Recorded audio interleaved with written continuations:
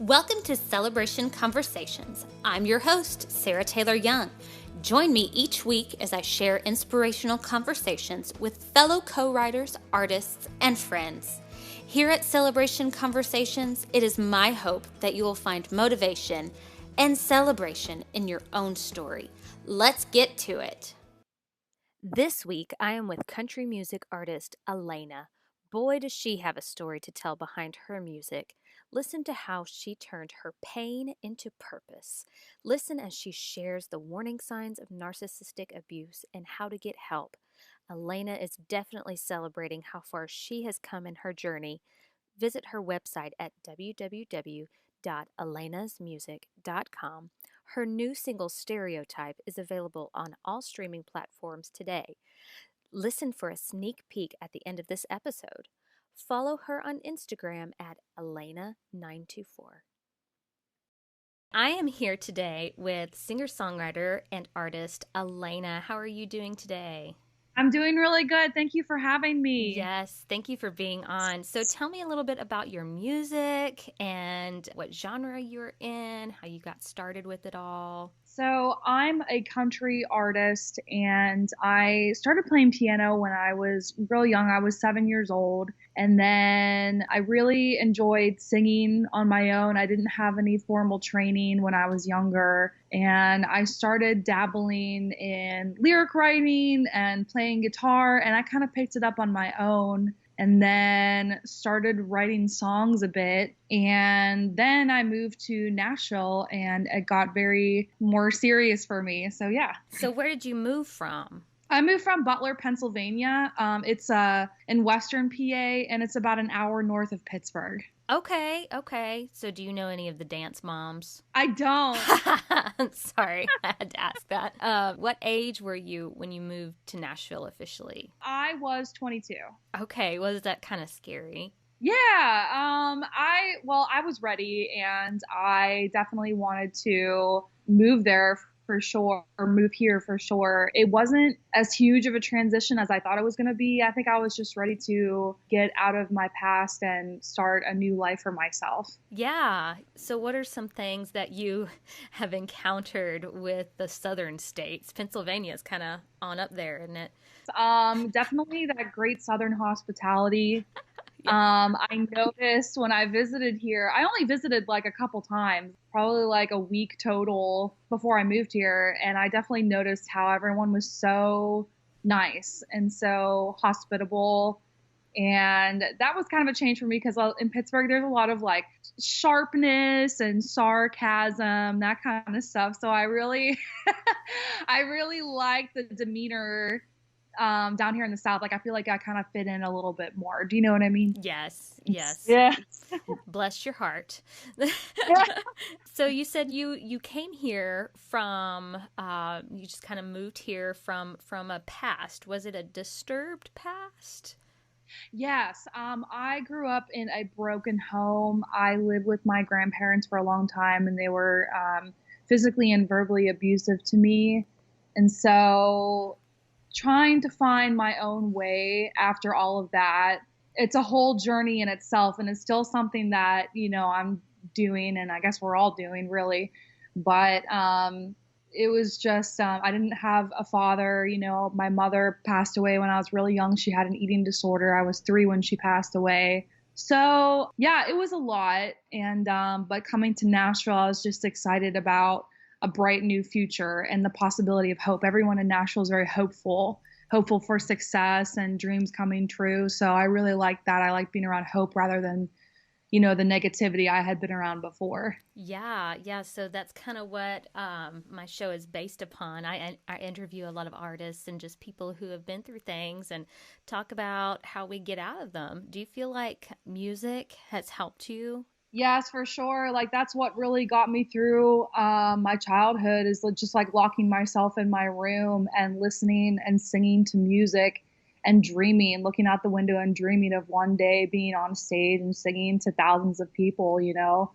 And it really was my survival mechanism, I think. And also writing lyrics, helping me get out, what I needed to get out, what was on the inside. So Music has definitely been a huge, huge survival mechanism for me. So you came here from Pennsylvania and you're kind of trying to get away from some things. And do you feel like you're healed or on the way to getting there? I feel like I'm on the way. They always say that you can tell when you're healed or healing when you can think about or talk about the situation and not cry about it. Oh, yeah. I'm not sure if I agree with that or not. I mean, I don't know. I mean, I'm always healing about it. There are days when I feel more down than others, and a lot of the stuff that was said to me and done to me, like, pops back up in my memory, and I have flashbacks and stuff like that. But, I just have to keep going and healing as I go, I guess. Yeah, I think it's very different when it's like mental or verbal abuse or spiritual, any of that that gets in your head and just kind of stays. That stuff, it's like a scar, it's no longer really hurting you as much. Like it's not going to get infected or anything, but it is still there, and you still know it's there, and you can get triggered sometimes. Or so I know exactly how that is. It's hard. It's Yeah. hard. So when it's like mental and spiritual. So let's switch gears for just a minute and Mhm. talk about some of your releases. What was one of your first releases? One of my first releases was my EP, The Wrong Side, Yeah, I listened to that a little and bit. that was in 2015.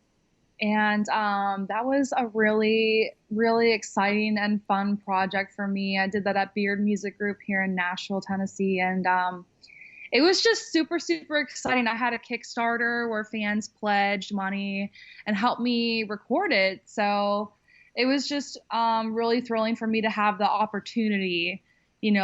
People gave me the opportunity. And I have to once again say thank you to all of my Elaniacs for, helping me do that, because without them, I would not have been able to do that at all. So thank you guys. Oh, that's awesome. That's awesome. So how much money did you raise with all of that? Oh my gosh, I cannot even remember at this point. I don't, because I've had a couple. I think I actually, no, wait. I think it was like over $9,000. Wow. Yeah. And then I had another one on Pledge Music for my next EP, and that was more like 5,000, I think.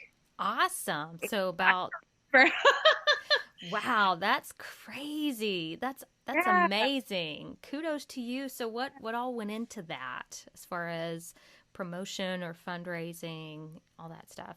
The Kickstarter was really fun. It's a lot of work. You have to make sure that you have your levels in place, and that you give back, what the people pledged, and make sure that they're getting what they pledged for, and make it worth it. You know what I mean? And then you have to Yeah. keep sending them updates on the recording process, behind the scenes, and all that. So I wanted to make sure that I did that. But towards the end of it, and mailing out all the CDs can get a little bit stressful, because you're at the post office and you're sending out like 100 packages or however many, and the people in line are getting like irritated with you because I've you're been there. Yeah. this time. Yeah. So tell me a little bit about the inspiration behind that release. It was actually really inspired by a narcissistic relationship that I had been in. I dated this person, and it just totally like took a toll on my mind, body, and soul. I mean, like, it totally just ripped my heart out. I was really, really depressed after we broke up for like 6 months, and I really just needed to write about it. So there's songs on there like Crazy Maker and Cold Front and stuff like that that really just go to that subject. So that's kind of where the inspiration came from for that. Yeah, yeah. I mean, you turned your pain, as Sharif said, what Speltori would say, you turned your pain into a purpose.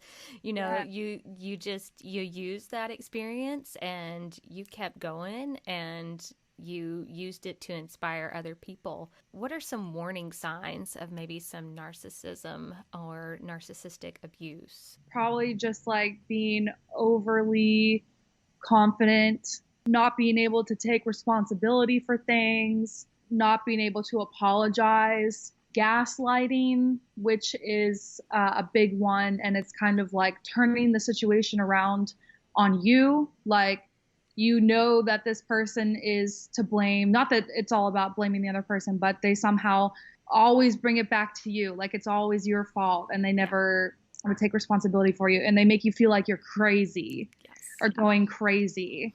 And it's really hard when you're in the relationship, you know, because you might not realize it right away, you know, and things progress slowly, and they just make you just start questioning yourself, like, am I crazy? Like, am I wrong? Like, am I to blame for this? Like, what's going on? You know, and you're just always confused.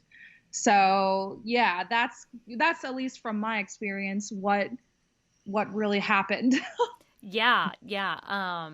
I was married to a husband before my amazing one now, and he was all of that that you just described. So I remember those exact feelings.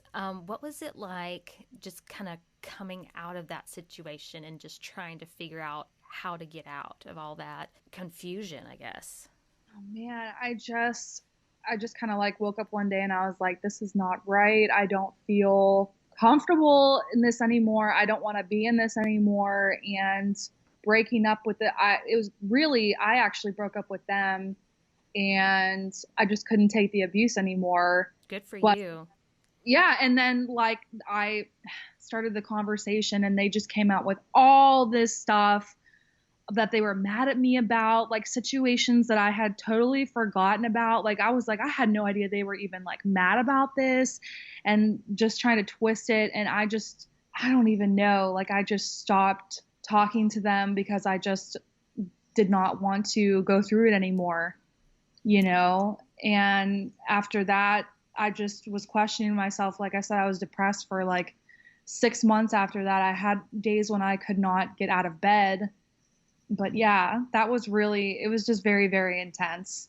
Kudos for you for getting out and having the courage. You know, did you like get out at any point and then go back? No, I did not.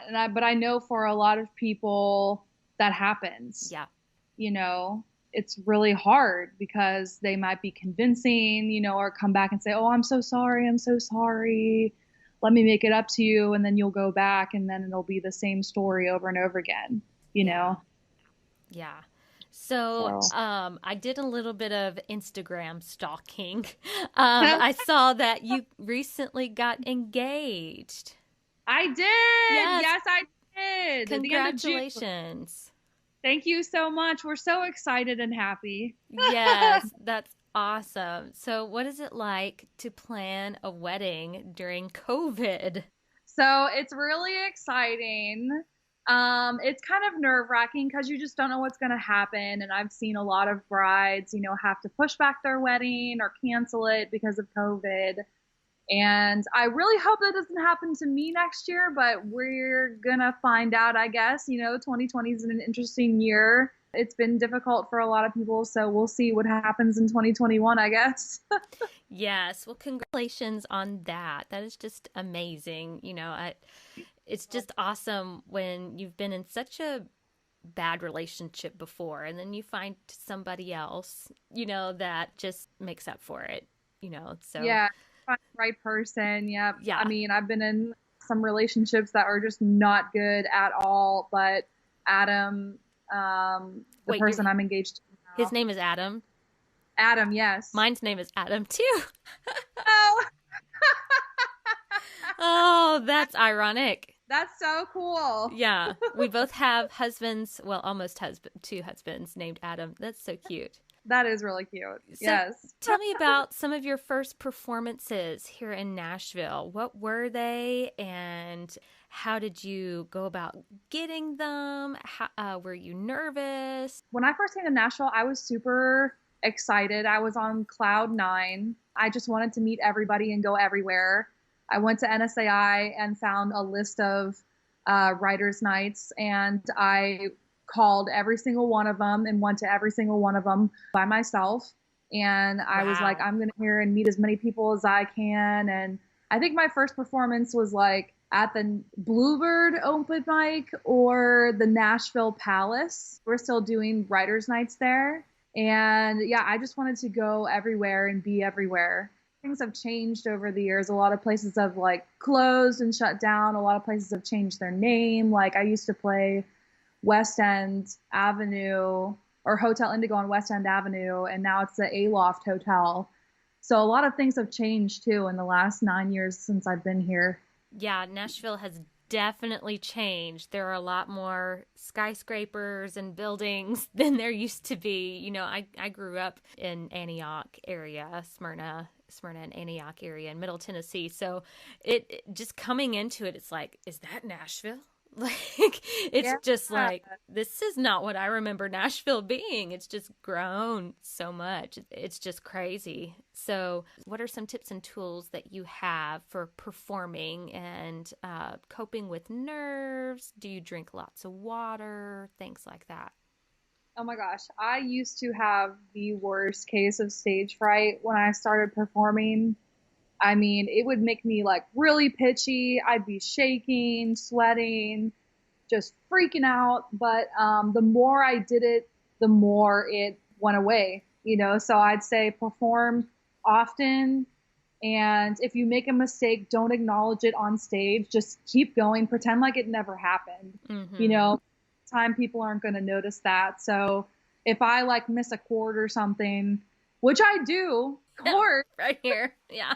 you know, just keep going. Just don't even acknowledge it. Just keep going like nothing happened, you know, and get back in your place and just, go to the next thing. And yeah, so I always do a warm up too, vocal warm ups. That helps. Yeah. Oh my gosh. I mean, there's so many stage tips and tricks. Yeah. So, do you like your water cold or warm? That's one thing I've noticed about artists I've interviewed. Like, some like really cold water or ice or lemon, and some just like no, lukewarm is fine. I like lukewarm water. I think cold water for me is more shocking to the vocal Yeah. cords. So I prefer the waters to be lukewarm. Yeah. Tell me a little bit about your latest single, Stereotype, and what was that inspiration? Who produced it? So I have a new single out right now. It's called Stereotype. And it was produced by my friend Brianna Tyson. Woo!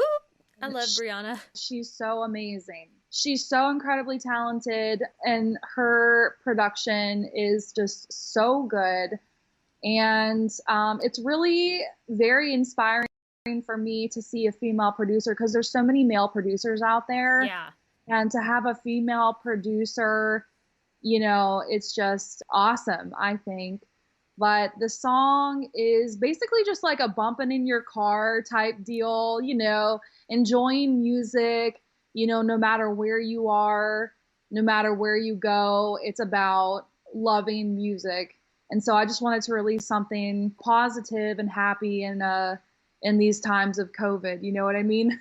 Oh yeah, I was just gonna ask you about that. So, how have you been handling stress with this COVID mess and anxiety? I guess wedding planning maybe or Yes. It's been quite the year for me. I've gained a little bit of weight, who which I'm hasn't in this time? Like, not super thrilled with, but I mean, I know people that have lost weight and I'm jealous. But yeah, I guess, oh my gosh, I'm trying to just go to therapy and talk it out with my therapist, and not put so much pressure on myself to be perfect or to be super productive or anything, but I'm still doing stuff. I'm still trying to push forward. I've got a Patreon that I work on with my Elaniacs. I've been putting out music still, but I'm just trying to tell myself that it's a difficult time right now for everyone and that I'm not alone and we're all not alone in this. those are some great tips. Like, I think that's something that everybody could take from, you're not alone. Everybody is struggling on this earth, on this planet with this stuff. So, it's not like you're the only one struggling with the COVID. So to me, I feel like that is a little bit comforting. Like, well, we're all in this together. We're just going to keep pushing. Yes, exactly. I think it's the best thing to remember. So tell me what it was like when you came down from Nashville and you met with a pro writer for the first time. What was that like, being in a room with a pro writer? Were you intimidated? What are some tips, tools you have for budding songwriters? I was definitely excited, but also very intimidated. Because that they're a pro writer and they have more experience than you, more success than you. And it is definitely nerve-wracking. So I guess my tips are always come in with an idea if you can, whether that be a hook or lyrics or a melody or something, and be open. Be open to hearing another person's point of view. Be open to compromising a lyric, that you guys can agree on, and just keep your mind open, because there have been co-writes where I go into and I think that a song that I bring is going to come out one way, but it comes out something completely different and maybe even better than what I had first imagined it to be. So definitely keep an open mind. Yeah, I think that's great. What are some tips and tools you would use going into a writing session? Just that, keeping an open mind and bringing ideas. I would say bring your laptop, bring your notebook, whatever you like to do. Some people like to use Google Docs. Some people don't. So yeah, I would say, I guess, just that. Yeah, those are some great tips. Sometimes I hear often people saying food, bring lots of snacks and coffee. Yes. Coffee is a songwriter's best friend. Yes. So yeah, definitely coffee for sure. Yes. Well, it was so awesome having you on. Thank you for sharing your story. Oh, you have a Christmas single out. Tell me a little bit about that, since it's Christmas time. Yes. Last year I did a full Christmas EP project, and I had a single off that. It was called Christmas Party. And so if you're looking for any kind of Christmas music to add to your playlist this year, please consider adding it to your playlist and checking Christmas Party. And then I have another single. It was called Merry Christmas Eve. And then I've got a couple other Christmas covers that were on the EP. So yes, thank you for reminding me of that, Sarah. Absolutely. Well, thank you so much for being on and sharing your story. That takes a lot of vulnerability to share that. So thank you so much for sharing. And I'll let you know when this airs. It was so nice to meet you. Thank you. Thank you so much. Hey there, don't go just yet. Be sure to hit subscribe to be notified of new episodes of Celebration Conversations every week. Show us some support by liking and sharing to inspire followers and friends alike. Follow me at syoungmusic on Instagram. I would love if you left a comment or a review about the episode. Without further ado, here is a special preview of Elena's newest release, Stereotype.